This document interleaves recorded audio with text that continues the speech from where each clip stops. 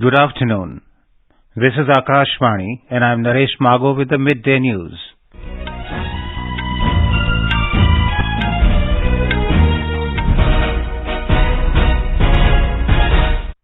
The headlines. Prime Minister Narendra Modi says his Cairo visit will strengthen India-Egypt ties to hold delegation-level talks with Egyptian President Abdel Fattah el-Sisi in a short while from now. Prime Minister Modi terms emergency as a dark period, pays homage to individuals who resisted and worked towards strengthening democracy in the country. Centre pledges full support to flood-affected people in Assam. Southwest monsoon advances over parts of east central and northwest India, including Delhi, Mumbai and its suburbs.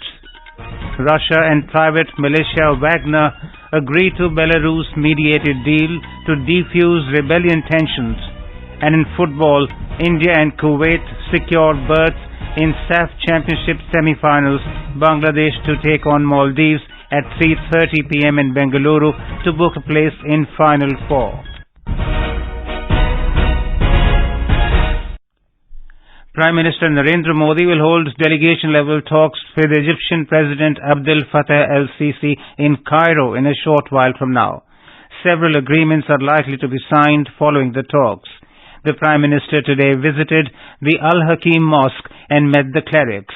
He also visited the Heliopolis War Cemetery that commemorates the memory of 3,727 Indian soldiers who died fighting in various campaigns in Egypt and Palestine in the First World War.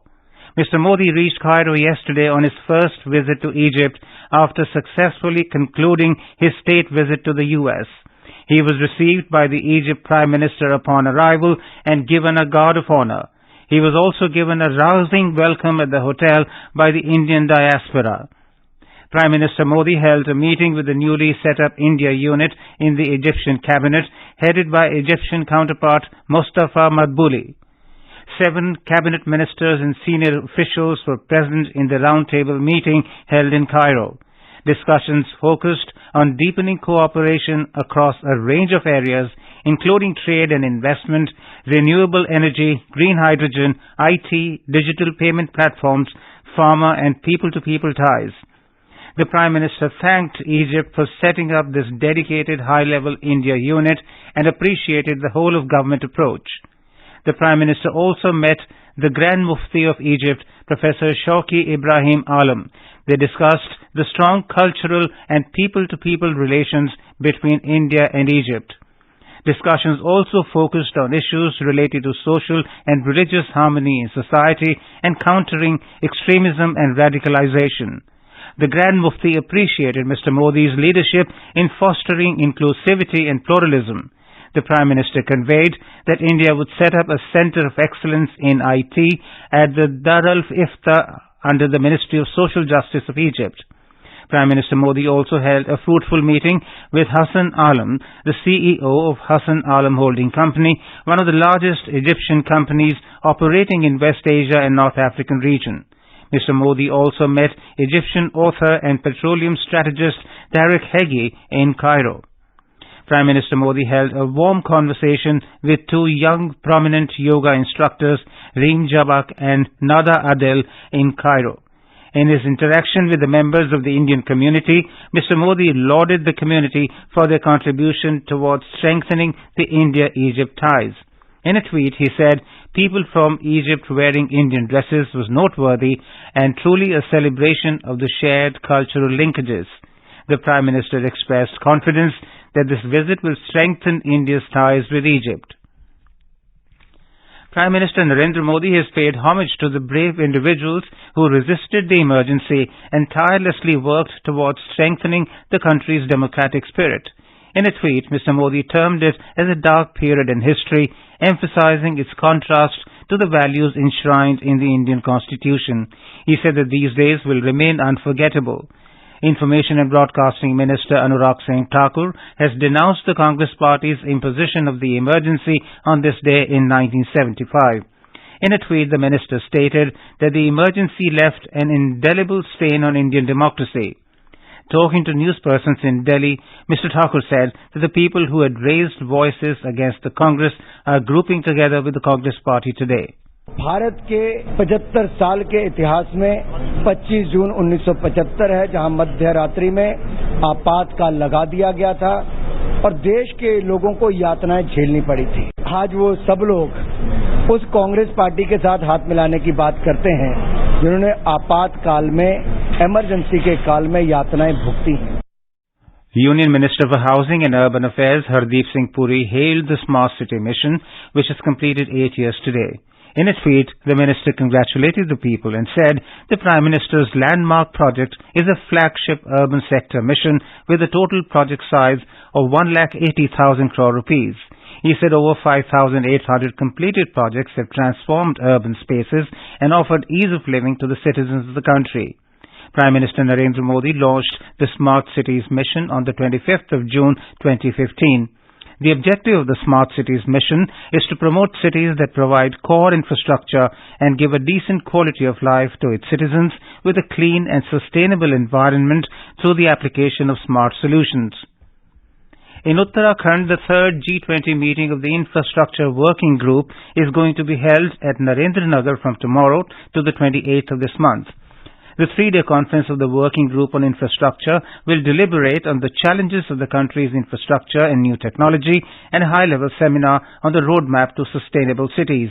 During their stay, the foreign delegates will be given exposure to the rich culture of the hill state besides attending the Ganga Aarti at Rishikesh. In Telangana, the high-level team from the Election Commission of India, led by Senior Deputy Election Commissioners Dharmendra Sharma and Nitesh Kumar Vyas, held meetings for 3 days over poll preparedness in the state. Senior officials, including State Chief Secretary Shanti Kumari, DGP Anjani Kumar, and senior officials from different enforcement agencies, district collectors and commissioners, and superintendents of police attended the meetings. This is Akashvani giving you the news. For quick news updates round the clock, follow us on our Twitter handle at AIR News Alerts. In Assam, the flood situation has improved further in the state this morning due to good weather conditions. The water level started receding slightly in most areas. However, over 4 lakh people are still reeling under the fury of floods in 15 districts that are mostly located in lower Assam. The surging water caused damage to the infrastructure, including roads, wooden bridges, houses, and embankments. Rising water snapped vehicular movement in many places. District administrations have set up over 100 relief camps and relief distribution centers in flood-affected places, and necessary materials are being distributed. Bajali and Nalbari are among the worst affected areas. Home Minister Amit Shah today expressed concern and pledged full support to the affected population. In a tweet, Mr. Shah said that he assured Assam Chief Minister Himanta Biswa Sarma of all possible assistance from the central government. He also informed that the National Disaster Response Force NDRF teams have been deployed in the state and they are actively engaged in conducting relief and rescue operations on the ground. The minister added that adequate forces are on standby. The India Meteorological Department IMD has said the southwest monsoon has advanced into most parts of peninsular and East India and some more parts of central and northwest India. Isolated heavy to very heavy rainfall is likely over east central and parts of northwest India during the next 4 days. The IMD said conditions are favourable for further advance of southwest monsoon into some more parts of Gujarat, Rajasthan, Haryana, Punjab and the remaining parts of Jammu and Kashmir during the next 2 days. In its weather bulletin, the IMD said the southwest monsoon will today cover the remaining parts of Maharashtra, including Mumbai, Madhya Pradesh, Uttar Pradesh, Rajasthan, Haryana, Uttarakhand, Himachal Pradesh and Delhi. It will also cover some parts of Gujarat and Ladakh today. The IMD has issued a yellow alert for Mumbai. It declared that the southwest monsoon has reached Mumbai. Here is more from our correspondent. Most parts of the city and its suburbs are witnessing continuous rains since morning. Chief Minister Eknath Shinde visited the coastal road in Worli and inspected the situation. The CM has directed concerned officials to ensure that there is no inundation in the city. In the Ghatkopar area, a portion of a 3-storied building collapsed in the morning. Whilst rescue operation is still underway, no casualties have been reported so far. Pradhana, Akashvani News, Mumbai. The national capital woke up to a rainy morning today and heavy rainfall is likely to continue till tomorrow in the region. We spoke to senior scientist IMD R.K. Janamani for more updates. Mumbai has reported very heavy to extremely heavy rainfall, the city, and there are reports that even waterlogging and other things are there.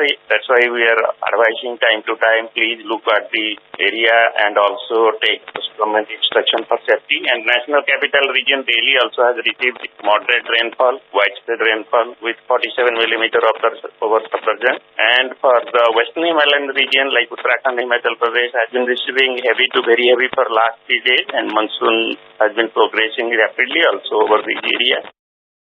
In West Bengal, several wagons of two goods trains derailed following a collision between the two locomotives in Bankura district in the wee hours this morning.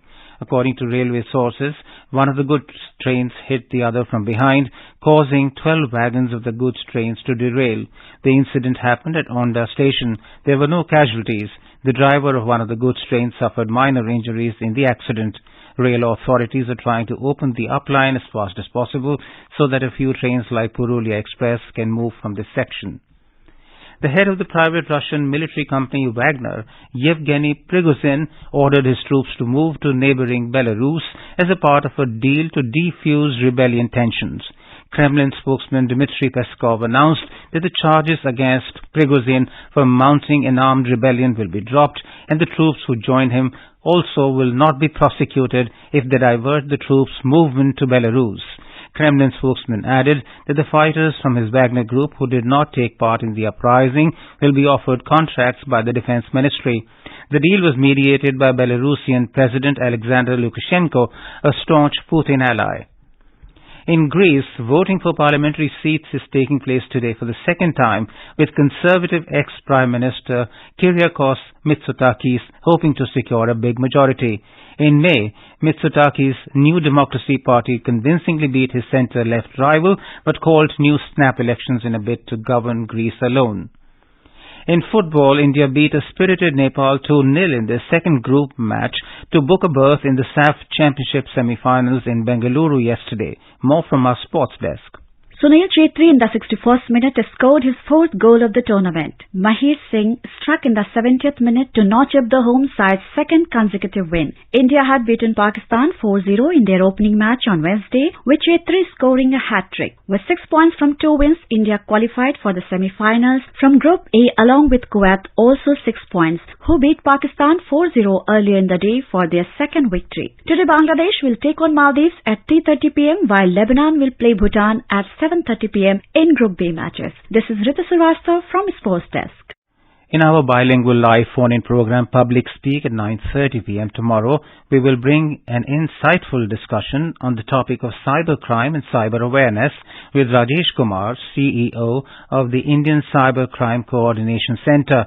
During this program, listeners will have the opportunity to pose questions to our expert on various aspects of cybercrime, including digital fraud, online threats, security measures, complaint mechanisms, and any other related queries.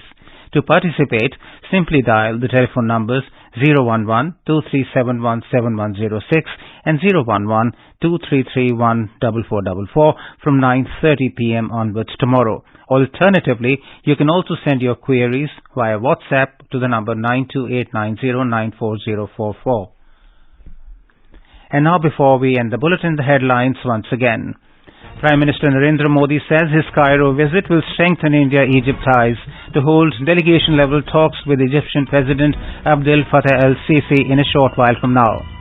Prime Minister Modi terms emergency as a dark period, pays homage to individuals who resisted and worked towards strengthening democracy in the country. Centre pledges full support to flood-affected people in Assam. Southwest monsoon advances over parts of east central and northwest India, including Delhi, Mumbai and its suburbs. Russia and private militia Wagner agree to Belarus mediated deal to defuse rebellion tensions. And in football, India and Kuwait secure berth in SAFF Championship semi-finals. Bangladesh to take on Maldives at 3:30 p.m. in Bengaluru to book a place in Final Four. And with that, we end the midday news.